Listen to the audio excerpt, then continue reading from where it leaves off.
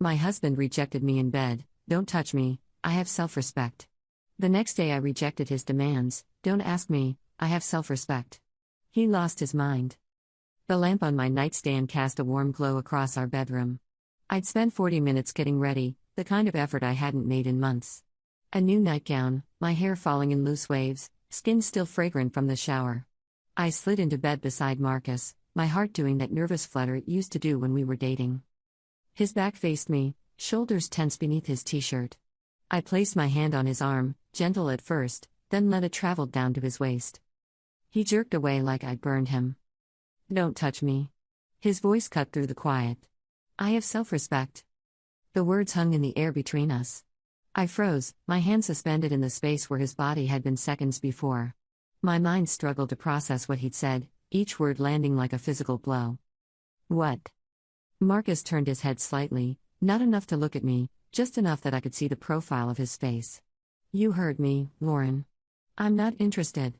I pulled my hand back, pressing it against my own stomach. Heat flooded my cheeks. Since when does touching your wife have anything to do with self-respect? Since my wife decided she doesn't respect herself enough to take care of her appearance. He adjusted his pillow with sharp, angry movements. 40 pounds, Lauren. You've gained 40 pounds since we got married. The number hit me harder than the rejection. I'd known I'd gained weight. The mirror didn't lie, and neither did my clothes. But hearing it quantified, weaponized, turned into evidence of my unworthiness made something crack inside my chest. I've been dealing with a lot. The stress at work, the excuses. He pulled the blanket higher, creating a barrier between us. Other women managed to stay attractive for their husbands. My mother had 3 kids and never let herself go like this. I wanted to defend myself. Remind him about the 60-hour weeks I'd been pulling, the promotion I'd earned, the second income that paid for his dream car sitting in our garage. Instead, I lay there in my expensive nightgown, feeling like a fool.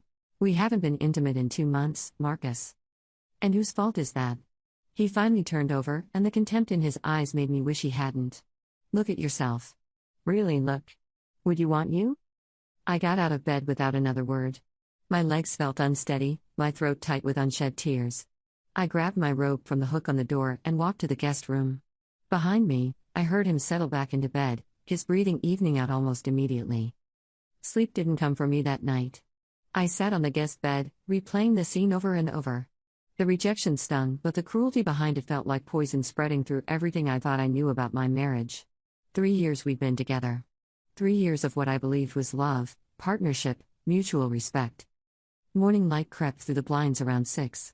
I heard Marcus in the shower, the water running for exactly 12 minutes like always.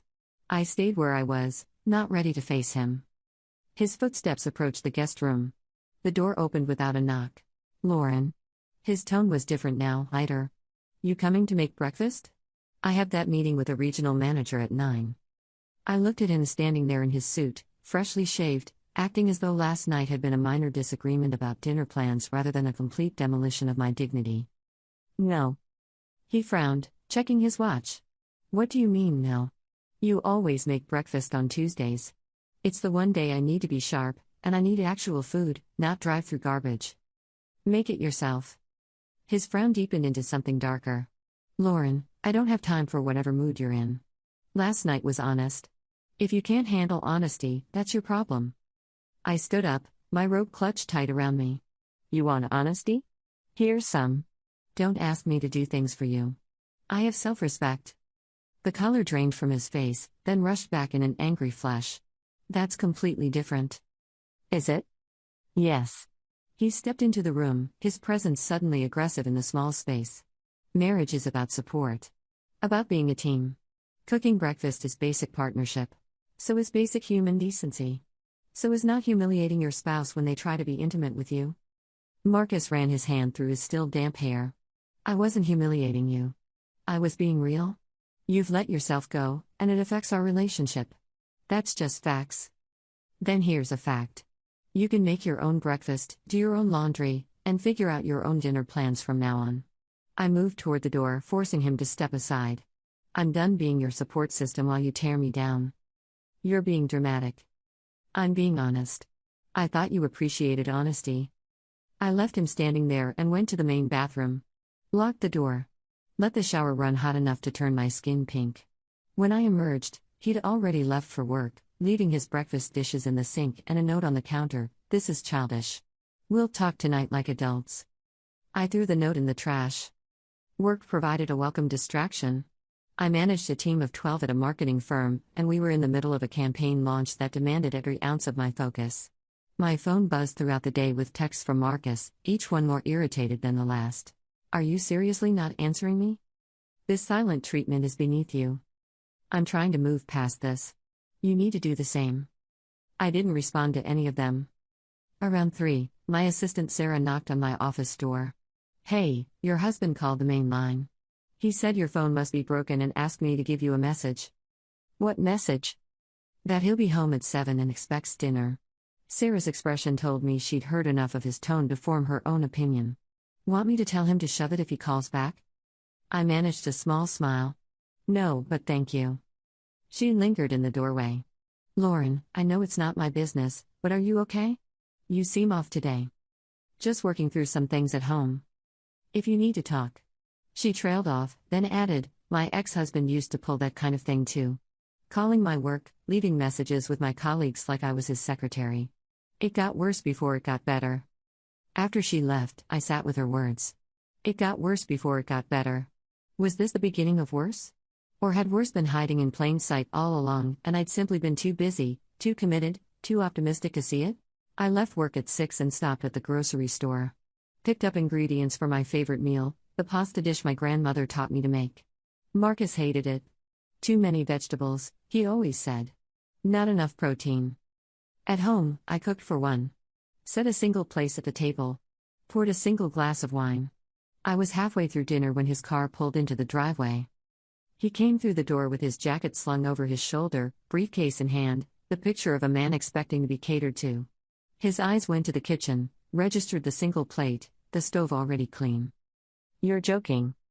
I took another bite of pasta. "There's sandwich stuff in the fridge." "Lauren." He set his briefcase down with deliberate care. "This is ridiculous. I said we'd talk tonight." "So talk. I'm listening." He pulled out the chair across from me, sat down heavily. "Look, maybe I was harsh last night. But you have to understand where I'm coming from. Physical attraction matters in a marriage." "It does. Right. So you get why I'm struggling with this." I set down my fork. "I do. Which is why I'm no longer attracted to you either." His mouth opened, closed, opened again. You can't just decide that." "Why not? You decided you weren't attracted to me. Over 40 pounds, apparently. So I've decided that cruelty is unattractive. Contempt is unattractive. The way you spoke to me last night killed any desire I had left. So what, you're going to punish me by withholding intimacy?"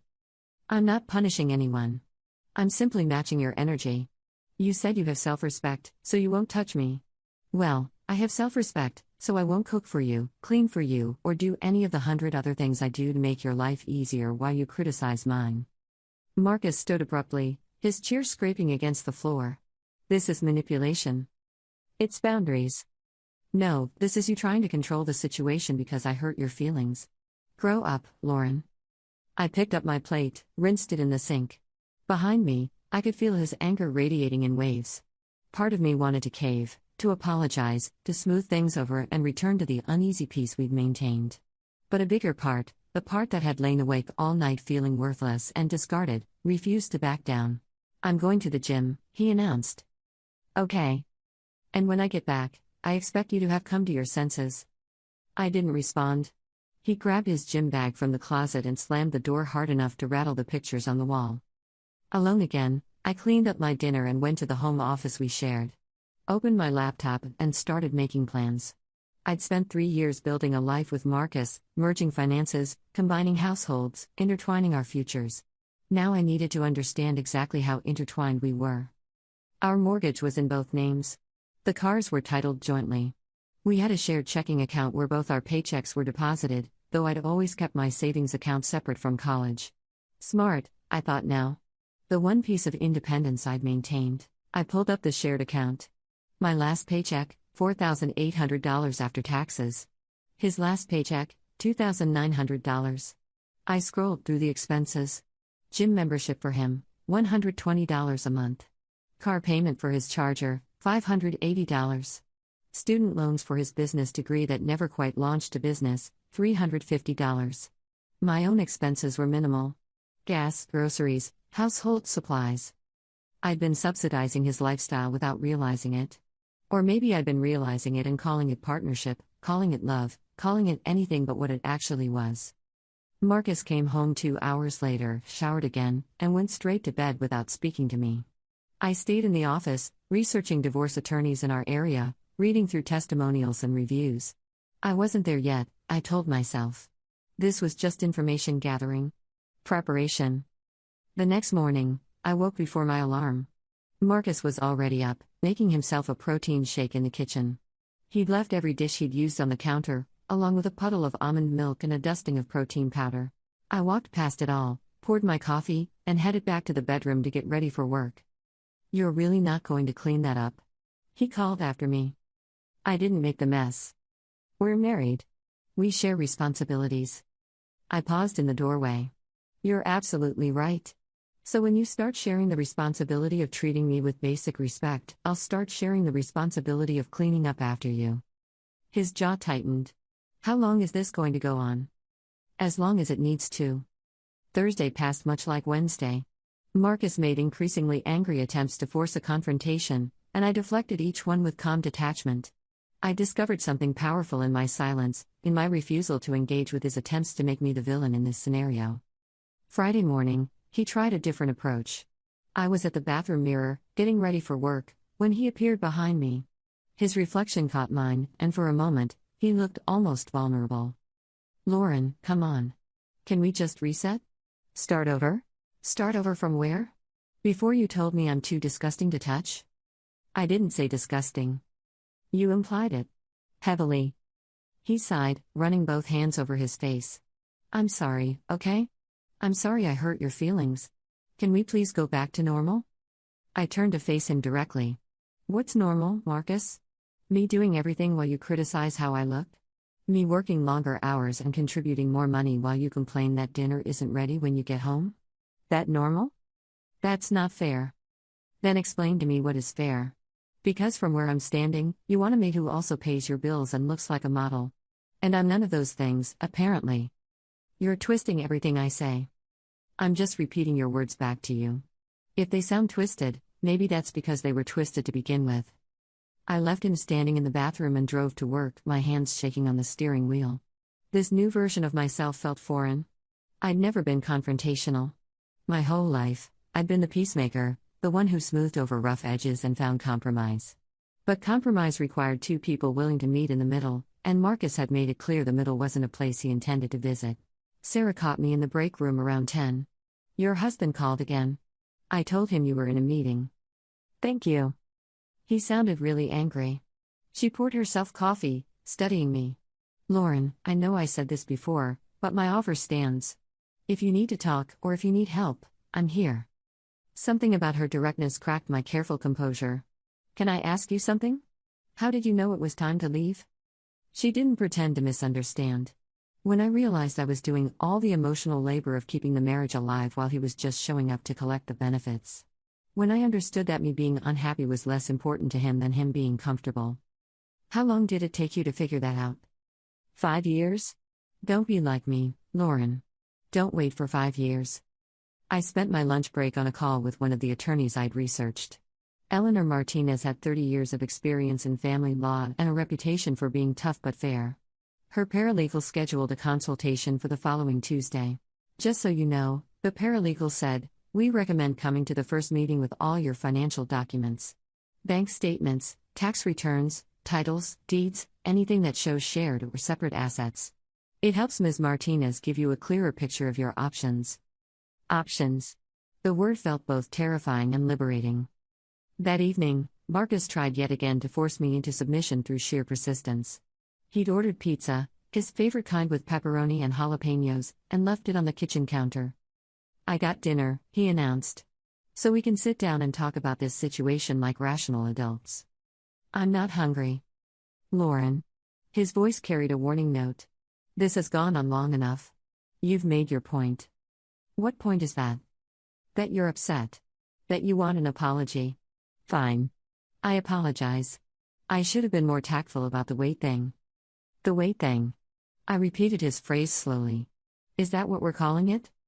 What would you call it? You humiliated me. You rejected me in the cruelest possible way. Then you doubled down the next morning by demanding I serve you breakfast like nothing had happened. Because nothing had happened. We had a disagreement. That's marriage. No, Marcus. Marriage is partnership. It's support and kindness even during disagreements. What you did was degrading. He grabbed a slice of pizza, bit into it aggressively. So what's your plan here? We just live like roommates forever? I don't know yet. I'm figuring it out. That's not an answer. It's the only answer I have right now. He threw the rest of his slice back in the box. You know what? Fine. Stay mad. Act like a child. But don't expect me to keep apologizing for telling the truth. I don't expect anything from you anymore. That's the point. The weekend was tense but quiet. Marcus went to play basketball with his friends on Saturday, came home sweaty and annoyed to find I hadn't done his laundry. Sunday, he disappeared to his mother's house for dinner without inviting me. I spent both days organizing documents, photographing bank statements, creating a file folder labeled JIC on my laptop. Just in case. Monday brought a new development. I came home from work to find Marcus sitting at the kitchen table with his laptop open, a stack of papers beside him. His expression was odd, somewhere between angry and calculating. We need to talk about money, he said without preamble. I set my bag down. Okay. I've been looking at our accounts. You've been taking out cash. $200 last week, another $150 this week. I needed cash. For what? Does it matter? It does when it's our money. He tapped the papers in front of him. It matters when you're clearly planning something and hiding it from me. My pulse quickened, but I kept my voice steady. I'm not hiding anything. I withdrew cash from the account. It's legal. It's my money too. It's suspicious. What's suspicious is you monitoring my spending like I'm a teenager with your credit card. He stood, crossing his arms. Are you planning to leave me? The question hung between us. I could lie, deflect, buy myself more time. Or I could be honest. I'm planning to protect myself. That sounds like yes. That sounds like I'm keeping my options open with a man who thinks basic respect is too much to ask for. His face reddened. I never said that. You showed it. You've shown it for a while now, actually. I was just too busy trying to be a good wife to notice. A good wife, he laughed, but it sounded bitter. A good wife doesn't threaten divorce over one fight. This isn't one fight. This is a pattern I finally decided to see clearly. Pattern. He moved closer, and I instinctively stepped back. You want to talk about patterns? Let's talk about how you've been systematically making my life difficult because you can't handle criticism. Let's talk about how you're punishing me for being honest about an issue that affects both of us. I weigh 40 pounds more than when we got married. I heard my voice rising and fought to control it. You weigh 30 pounds more. Should I reject you? Tell you you're disgusting? Say you don't deserve intimacy because you're not maintaining your appearance? That's different. How? Because he stopped himself. Because you're what, Marcus? A man? Because society gives you a pass that I don't get? He grabbed his laptop and papers, shoving them into his bag. I'm not doing this. I'm not standing here while you twist everything into some feminist lecture. Where are you going? Out. Away from this. Away from you and your victim complex. The door slammed behind him. I stood in the kitchen, my heart hammering, wondering if I'd pushed too far. Then I remembered his words from that first night, the contempt in his eyes, the casual cruelty he deployed like a weapon, and I felt my resolve harden again. I was done apologizing for demanding basic human dignity. Update 1. I met with Eleanor Martinez on Tuesday. Her office was downtown, decorated with warm woods and soft lighting that somehow made the difficult conversation ahead feel less daunting. She was in her 50s, with silver hair pulled back in a neat bun and eyes that suggested she'd heard every story there was to hear. Tell me why you're here, she said, once we'd settled in her office with coffee. I walked her through everything. The rejection, the cruelty, the financial dynamics I'd only recently started examining closely. She took notes, asked clarifying questions, and maintained a neutral expression that I found oddly comforting. How long have you been married? 3 years. Together for 4 before that. Any children? No. Do you own your home? We have a mortgage. Both names on the deed and the loan. She wrote something down. And you mentioned you earn significantly more than your husband? About 60% more, yes. Does he contribute to household expenses proportionally? I thought about the car payment, the gym membership, the student loans that only benefited him. Not really. We just pool everything and pay bills from the joint account. Which you fund more than he does. Yes. Eleanor set down her pen. Lauren, I'm going to be direct with you. From what you've told me, you're in a strong position if you decide to pursue divorce. You're the higher earner, there are no children, and the marriage is relatively short. Oregon is a no-fault divorce state, which means you don't need to prove you did anything wrong. You just need to prove the marriage is irretrievably broken. The word divorce, spoken so plainly, made everything suddenly real. What would the process look like? She walked me through it. Filing a petition. Serving papers. The division of assets. The waiting period. The potential for mediation or, if necessary, litigation. Given your situation, I'd recommend trying to negotiate a settlement first. If he's reasonable, you can avoid a lengthy court battle. He's not reasonable. He's angry. Angry people sometimes become reasonable when they realize they have more to lose by fighting. She pulled out a client agreement form. But I want you to think carefully before you sign this. Divorce is final. It's expensive, both financially and emotionally. If there's any chance you want to work on this marriage, I'd recommend trying counseling first. He doesn't think there's anything to work on. He thinks I'm overreacting. What do you think? I considered the question. I think I'm married to someone who sees me as a service provider rather than a partner. Someone who believes attraction is more important than respect. And I think he showed me exactly who he is, and I'd be foolish not to believe him. Eleanor smiled faintly. Then I think you have your answer. I signed the agreement. Paid the retainer. Left her office with a folder full of homework and a feeling of both terror and relief coursing through my veins. That evening, I stopped at Target on the way home. Bought new sheets for the guest bed, some decent pillows, a few items to make the space feel more like mine and less like a placeholder. Marcus's car wasn't in the driveway when I got home, which suited me fine. I was making the guest bed with the new sheets when I heard the front door open. His footsteps were heavy, deliberate. He appeared in the doorway of the guest room. What are you doing? Making the bed. I can see that. Why are you buying new stuff for the guest room? Because I'm sleeping here now, and I wanted it to be comfortable. His jaw worked. This is really how you want to do this? Make the separation permanent? The separation was your idea. Don't touch me, I have self-respect, remember? That's not what I meant, and you know it. I tucked in the fitted sheet, smoothed it out. Then what did you mean, Marcus? Explain it to me. Because from where I stand, you rejected me in the worst way possible, then got angry when I stopped doing things for you. So explain what you actually meant. I meant that we need to address the issues in our marriage. That's all. By insulting me? By being honest about something that matters to me. Here's something that matters to me. Respect. Kindness. Being treated like a human being rather than a disappointment. I faced him fully. And since you can't seem to provide any of those things, I'm protecting myself. By hiding in the guest room? By establishing boundaries. He laughed, but it was hollow. Boundaries? You sound like one of those self-help books. Maybe I should have read them sooner. He stood there for a long moment, his expression cycling through anger, confusion, and something that might have been hurt. Finally, he shook his head. You're throwing away 7 years over a comment about your weight. I'm protecting my dignity from a man who thinks destroying it is acceptable. That's not what I did. That's exactly what you did. And the fact that you can't even see it tells me everything I need to know about whether this marriage has a future. He left without another word. I heard him in our bedroom, heard drawers opening and closing, heard the anger in every movement. When he finally left the house again, I sat on the new sheets in the guest room and cried for the first time since this started. I cried for the relationship I'd thought I had. For the man I believed Marcus was. For the future I'd imagined that now felt like fiction. But underneath the grief was something else. Something that felt like freedom. The next few days passed in a tense standoff. Marcus stopped trying to force conversations and instead retreated into cold silence.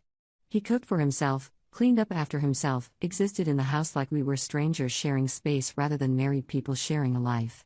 Thursday evening, I came home to find his mother's car in the driveway. Diane sat at our kitchen table, her hands wrapped around a cup of tea, her expression set in what I'd come to recognize as her trademark disapproval. Marcus stood by the counter, arms crossed, looking vindicated. "Lauren." Diane's voice was cool. "Marcus called me. He's very concerned about your behavior." I set my bag down slowly, feeling like I'd walked into an ambush. "My behavior?" "This childish silent treatment you're giving him. Refusing to cook or clean. Sleeping in separate rooms.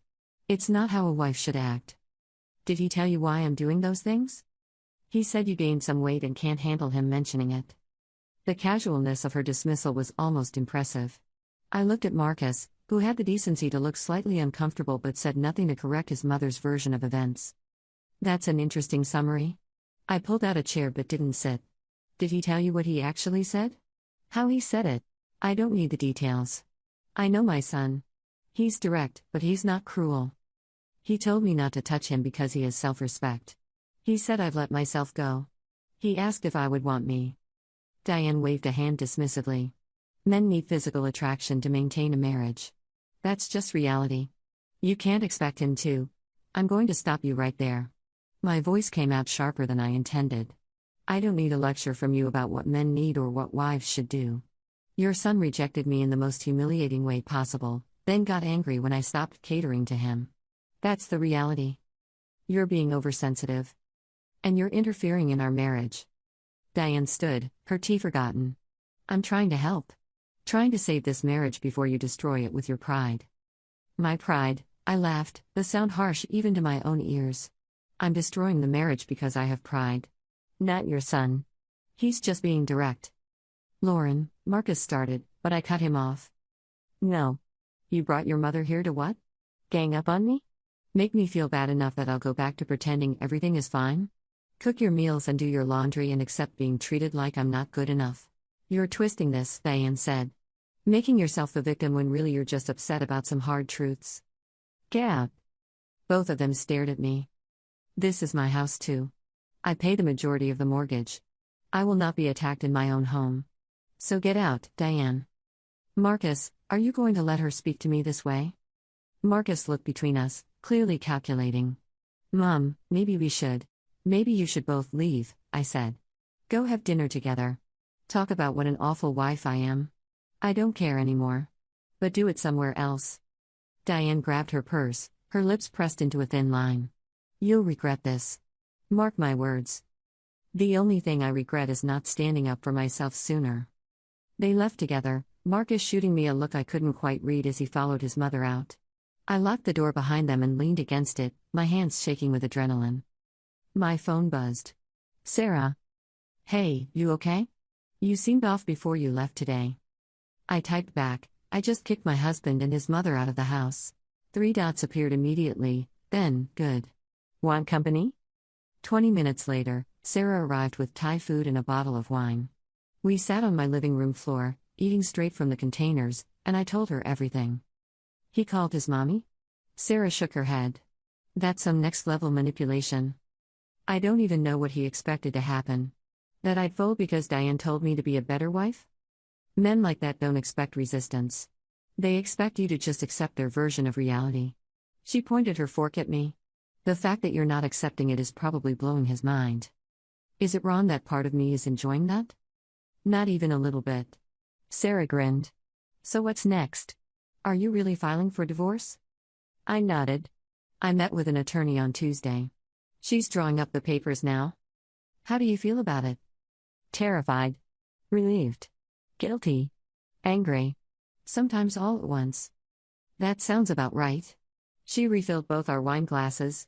"For what it's worth, I think you're doing the right thing. I know it doesn't feel like it now, but you're going to look back on this as the moment you chose yourself." We talked until almost midnight, and when Sarah left, I felt lighter than I had in weeks. Having someone validate my feelings, confirm that I wasn't crazy or overreacting, made the path ahead seem less impossible. Friday morning, Marcus was gone before I woke up. He'd left a note on the kitchen counter.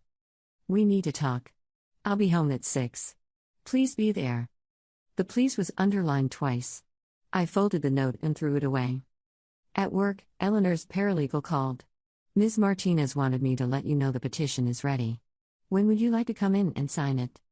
As soon as possible. Can you make it today? We have an opening at 4. I rearranged my afternoon, left work early, and drove downtown.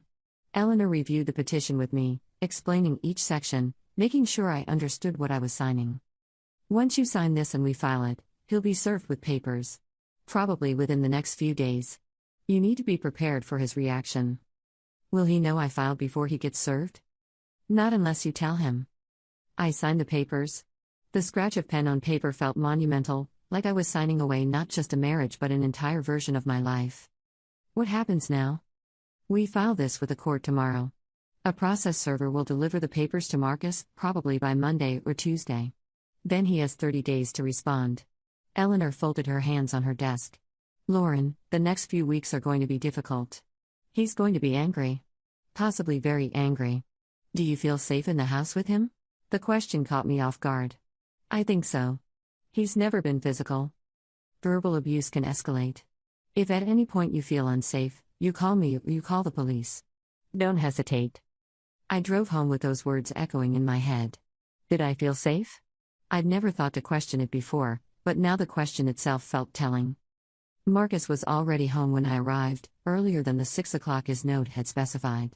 He was sitting at the kitchen table again, the same spot where his mother had sat the night before. You're late, he said. I had errands. What errands? Just errands. I hung my keys on the hook by the door. Your note said 6. It's only 5:30.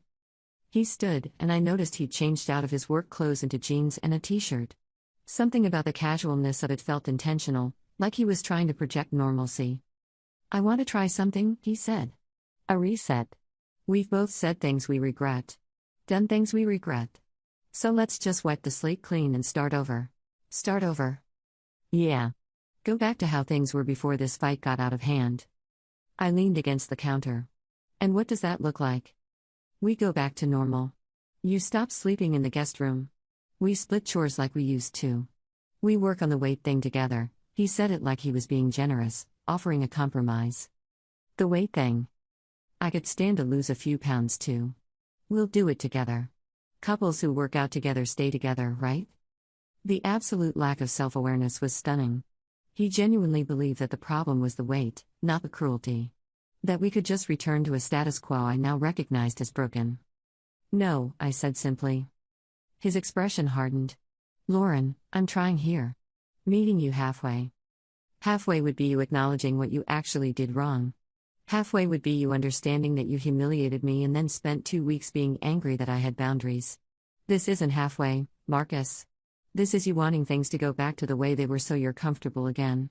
What do you want from me? I apologized. You apologized for being tactless about the weight thing.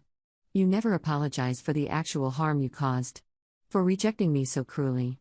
For making me feel worthless in my own marriage. Because I don't think I did that. I think you took what I said and made it into something bigger than it was.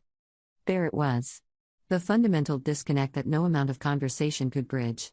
He couldn't see it because he didn't want to see it. His comfort mattered more than my dignity, and that would never change. I can't do this anymore, I said quietly. Can't do what? This marriage. I can't keep trying to make you understand something you refuse to see. He went very still. What are you saying? I'm saying I'm done. Done. He repeated the word like it was foreign. You're talking about divorce. Yes. Over this? Over one fight and 2 weeks of you being dramatic? Over you showing me exactly who you are and me finally believing it. Marcus ran both hands through his hair, a gesture I'd seen 1,000 times when he was frustrated. You're not thinking clearly. You're upset, and you're making a huge decision based on emotion. I'm making a decision based on clarity. For the first time in a long time, I'm seeing our marriage for what it actually is. And what's that? Unequal. Disrespectful. Unsustainable. He slammed his hand on the table, the sound sharp in the quiet kitchen. You don't get to just decide that. Marriage is a commitment. You don't just walk away. You walked away first. When you rejected me, when you disrespected me, when you prioritized your comfort over my feelings. You ended this marriage. I'm just making it official. I won't agree to a divorce. You don't have to agree. Oregon is a no-fault state. His face went pale, then flushed red. You've already talked to a lawyer. I have.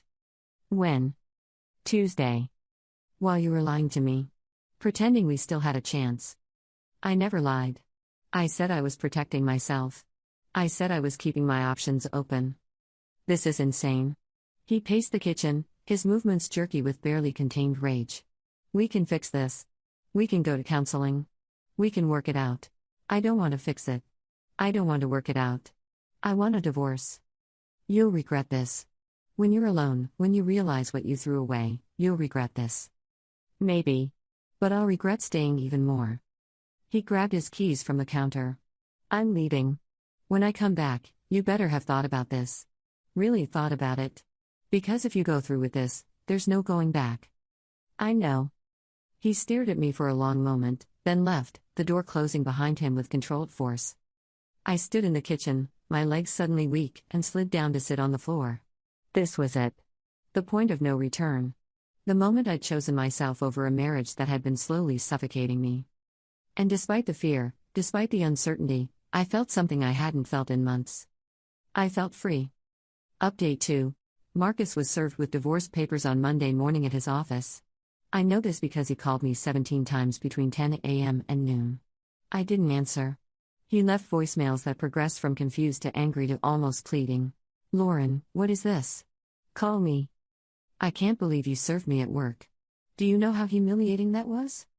We need to talk. Now. This is ridiculous. Please. Just call me back.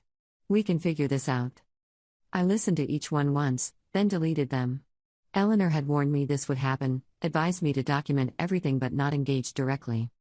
He came home that evening looking like he'd aged 5 years in a day. I was in the kitchen making dinner when he walked in, the papers clutched in his hand. You really did it. His voice was flat. You really filed for divorce. I told you I was going to. I didn't think you'd actually do it. I thought once you calmed down, you'd see how ridiculous this is. I kept my attention on the vegetables I was chopping. I'm calmer now than I've been in weeks. How can you be calm? We're getting divorced, Lauren. Our marriage is ending. I know. I filed the papers. He threw them on the counter. You didn't even give us a real chance to fix things. 2 weeks. That's all the time you gave me to make things right. You had 3 years to make things right. 2 weeks ago, you just finally showed me clearly enough that I couldn't ignore it anymore. So what? I made one mistake and you're throwing away everything. I set down the knife and turned to face him. It wasn't one mistake.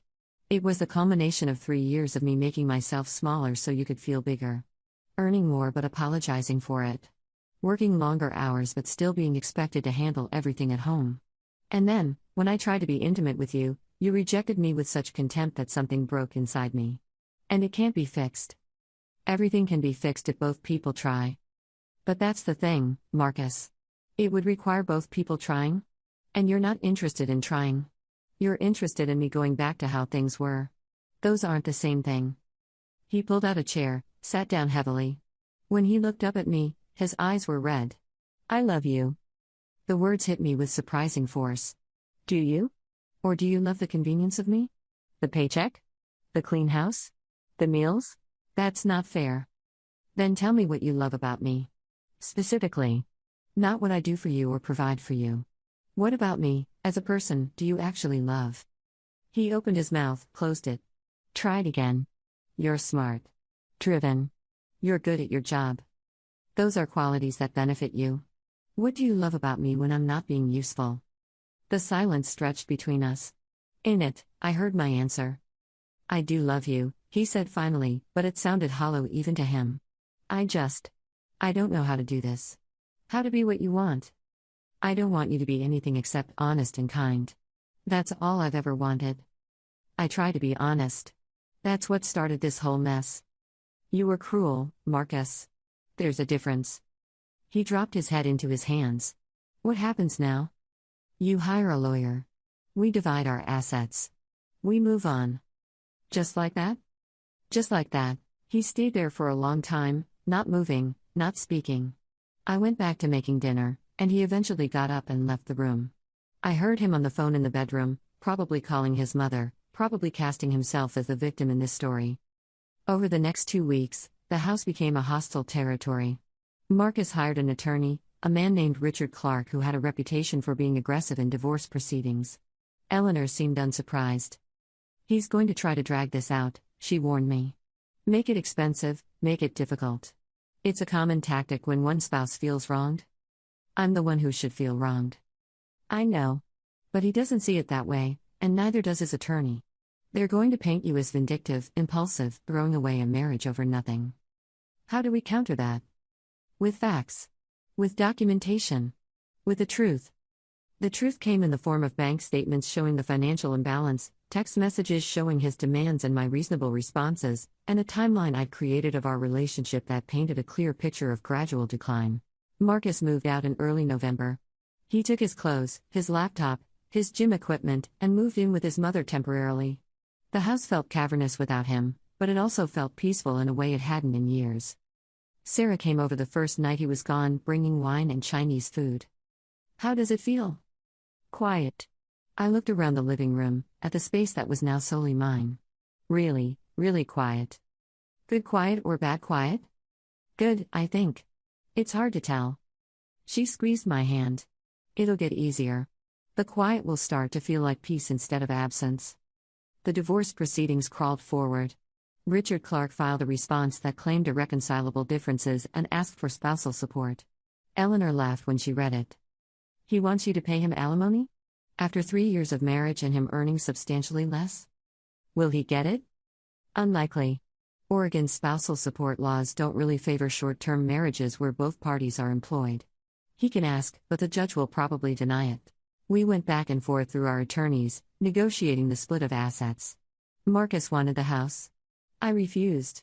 He wanted his car paid off. I refused. He wanted half my retirement account. I really refused. He contributed nothing to that account, I told Eleanor. I had it before we married, and I've been the only one adding to it. That's what we'll argue. But be prepared for pushback. Community property laws can be tricky. In December, we had our first mediation session. Marcus sat across from me at a conference table, his attorney beside him, both of them looking like they were preparing for battle. Eleanor sat next to me, calm and professional. The mediator, a woman in her 60s named Patricia, walked us through the process. "We're here to find common ground, to negotiate a settlement both parties can live with. Let's start with the easiest items and work our way up." The easiest items turned out to be anything but. Marcus fought me on every piece of furniture, every appliance, every shared possession. He wanted the coffee maker I bought with my own money before we married. He wanted the artwork my grandmother had given me. He wanted, it seemed, to take as much as possible out of sheer spite. 3 hours in, Patricia called for a break. Eleanor pulled me aside in the hallway. "He's being unreasonable on purpose. Trying to wear you down so you'll settle for less than you deserve." "Is it working?" "Is it?" I thought about Marcus in there, fighting over a coffee maker that cost $40, trying to claim ownership of art that had been in my family for generations. I thought about 3 years of compromising, accommodating, making myself smaller. "No," I said. "It's not working." We went back in. I stopped conceding anything.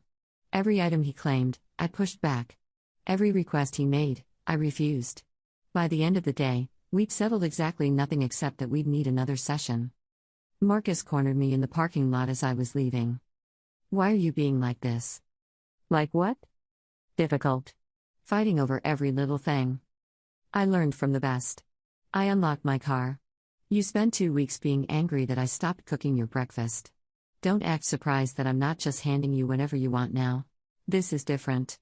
This is legal. This affects both our futures. So did our marriage. That didn't stop you from destroying it." He grabbed my arm, not hard, but enough to stop me from getting in my car. "Lauren, please. Can we just talk?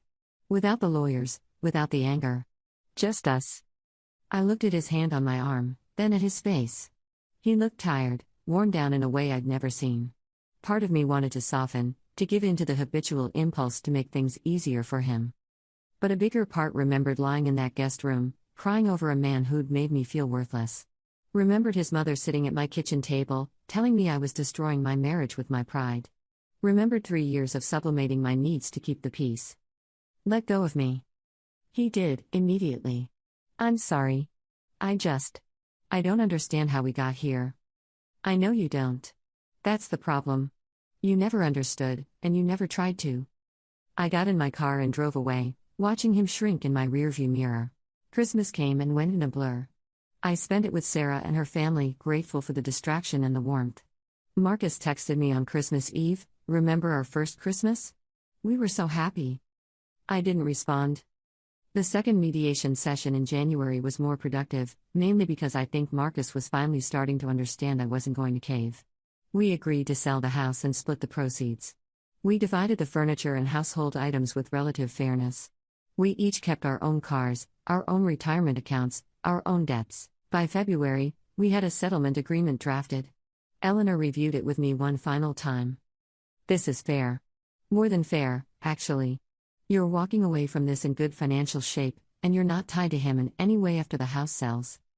How long until it's final? Once you both sign and the judge approves it?" "About 3 months. 3 months. 3 months until I was legally free of Marcus, of the marriage that had slowly suffocated me, of the version of myself I'd been shrinking into." "Let's do it," I said. We signed the papers in Eleanor's office, Marcus and Richard on one side of the table, Eleanor and me on the other. Marcus wouldn't look at me during the signing. When it was done, Richard gathered his papers quickly and steered Marcus toward the door. Marcus paused at the threshold, turned back. "I really did love you. I want you to know that. I believe you loved your idea of me. The me who didn't challenge you, didn't have boundaries, didn't expect basic respect. You just never loved the real me." He left without responding. Eleanor walked me out to my car. "How are you feeling?" "I'm not sure yet. Ask me in 3 months." The house sold in March, a week before our divorce was finalized. I found a small apartment downtown, 2 bedrooms with a view of the river. It cost less than my share of the mortgage had, and every inch of it was mine. The day the divorce was finalized, I took myself to dinner at my favorite restaurant, the one Marcus always said was too expensive. I ordered the most extravagant thing on the menu, drank good wine, and toasted to my freedom. My phone buzzed with a text from Sarah. "How does it feel to be divorced?" I thought about the question. About the relief and the grief intertwined. About the fear and the freedom existing side by side. About the woman I'd been when I married Marcus and the woman I was now. I typed back, "It feels like breathing." 3 months later, I ran into Marcus at a coffee shop near my old office. He was with a woman I didn't recognize, young and thin and laughing at something he said. When he saw me, his face went through a complicated series of expressions. I walked up to them, not out of malice but out of a strange sense of closure I hadn't known I needed. "Marcus." "Lauren." "Hi." He looked uncomfortable, protective of the woman beside him. This is Amber." "Nice to meet you." I smiled at her, and I meant it. "Marcus, you look good." "You too." "Really good, actually." I did look good. I'd started running, not to lose weight but because it cleared my head. I'd cut my hair short, started wearing clothes that made me feel confident rather than appropriate. I'd found a version of myself that existed independent of anyone else's expectations. "I'm glad we ran into each other," I said. "I've been meaning to thank you." "Thank me?" "For showing me clearly enough that I couldn't ignore it anymore. For saying what you said that night. Because if you'd been kinder about it, I might have stayed. I might have kept making myself smaller. So thank you for being exactly who you were." He stared at me, speechless. Amber looked between us, clearly confused. "I hope you're happy," I added. "I really do. And I hope you've learned something. For her sake." I left them there, walked out into the spring sunshine, and felt the last piece of my old life fall away. That evening, I sat on my balcony overlooking the river, a book in my lap, and a glass of wine beside me. My phone buzzed with a text from my sister. "Mom wants to know if you're coming to her birthday party. Says it's okay if you bring someone." I smiled. I hadn't brought anyone to anything in months. I'd been learning to enjoy my own company, to be whole without needing someone else to complete me. But maybe, I thought, I was finally ready to be open to something new. Someone who would see me as I actually was and love me for it. Someone who would meet me in the middle because they wanted to, not because I demanded it. For the first time since that terrible night when Marcus rejected me, I felt genuinely hopeful about my future. I'd chosen myself. And it turned out, I was worth choosing. In the end, the story of my marriage and its dissolution wasn't about revenge, though that's what it might have looked like from the outside. It was about rediscovering my own voice after years of whispering to keep the peace. It was about learning that self-respect isn't selfish, it's survival. Sometimes the most loving thing we can do for ourselves is to walk away from people who make us feel small, even when those people promise to love us forever. Real love doesn't humiliate. Real partnership doesn't require you to shrink. And real respect starts with a person you see in the mirror every morning. To anyone reading this who sees themselves in my story, you are enough. Exactly as you are. You deserve kindness, respect, and a love that makes you feel more like yourself, not less. And if leaving feels terrifying, remember that staying in a place that diminishes you is more frightening still. Choose yourself. You're worth it.